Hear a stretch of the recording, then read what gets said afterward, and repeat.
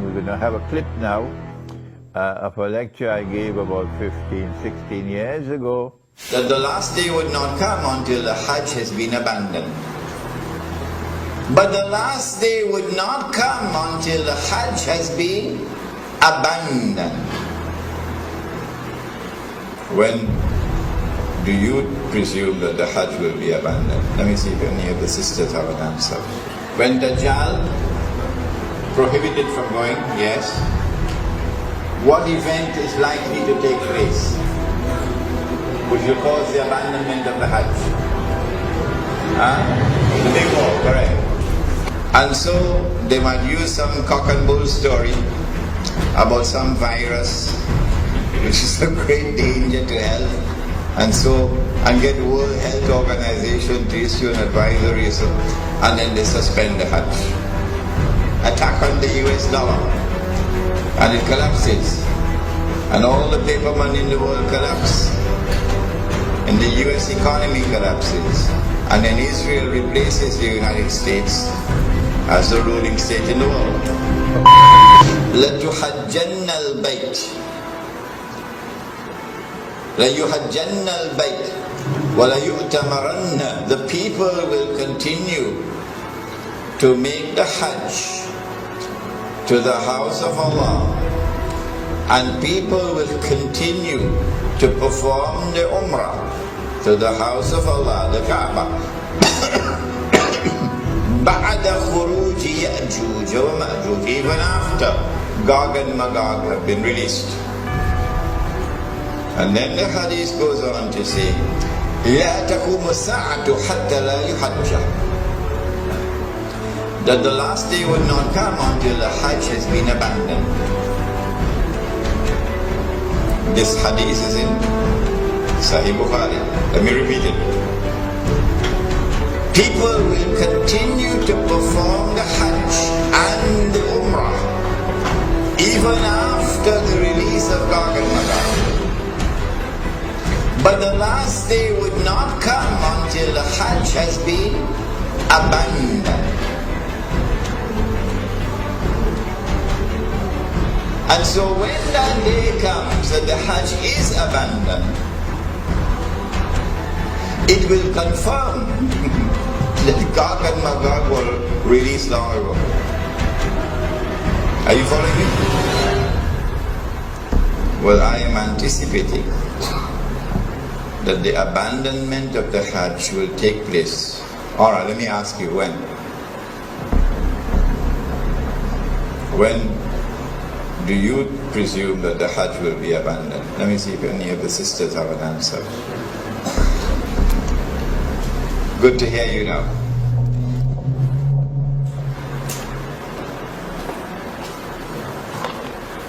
Said the Prophet ﷺ, what do you think will cause the abandonment of the Hajj? My wife could also answer the question. Yes? When Dajjal rules. Alright. Anybody else? I like that answer. Anybody else? If they are blocked from the Prohibited from going, yes. What event is likely to take place which will cause the abandonment of the Hajj? The big war, correct.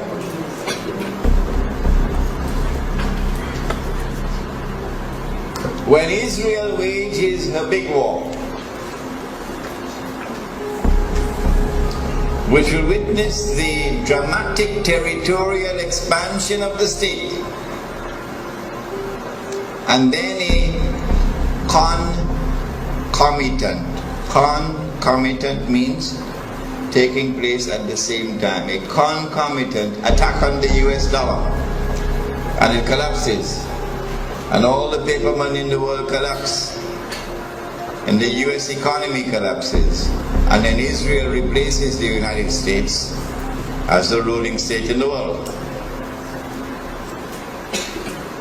That big war is likely to inflame the passions of the Muslims around the world to such a fever pitch that the Saudi government cannot allow the Hajj to take place, because such a Hajj would likely threaten the foundations of the Saudi state.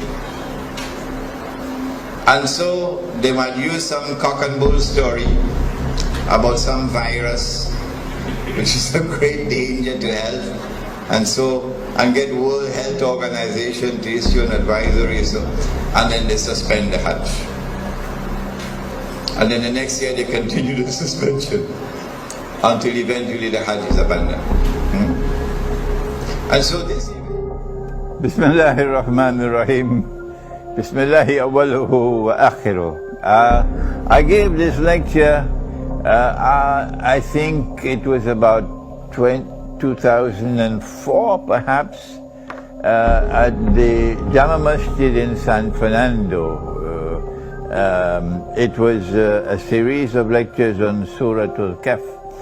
And in that series of lectures there is this clip on Gog and Magog and the Hajj. And I said in that clip that there might be some virus which would come, and it will be used as the excuse to try to first suspend the Hajj, not abandon. And after suspension, another year, another suspension, and then a following suspension. Only when there has been no Hajj for several years, then we are entitled to now declare the Hajj has been abandoned. But now let me share with you the analysis, pick up from where I was talking 15. And notice I was a younger man in those days. I've become older now.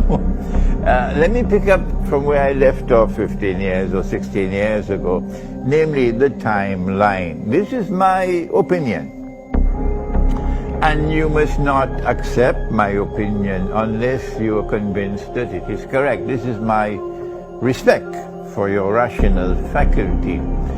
I said 15 years ago that there is a great war which is coming. The Christian eschatology, the Jewish eschatology calls it Armageddon. And our Prophet, Allah's blessings be upon him, called it the Malham. And we have information about that war that they don't have. We know, for example, that 99% of those who fight in that war would be killed, and therefore this cannot be conventional warfare. This has to be warfare using weapons of mass destruction. Now then,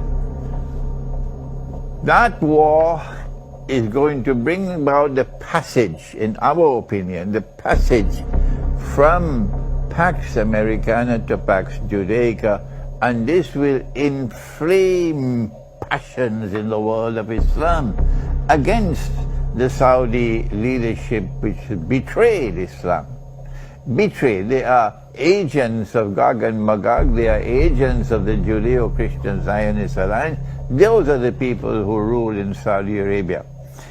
And so the Saudi regime is going to be placed in a very dangerous situation after the Great War. Any Hajj which takes place after that could bring about the collapse of the Saudi regime. And so this is my analysis. That is, that they will have to take steps to suspend the Hajj and eventually get it abandoned before that Great War. The Great War has not as yet taken place. And so here is my timeline. My timeline is that, yes, our Prophet spoke about Jerusalem being center stage, and then he said about Medina being in forlorn desolation. This is already in place.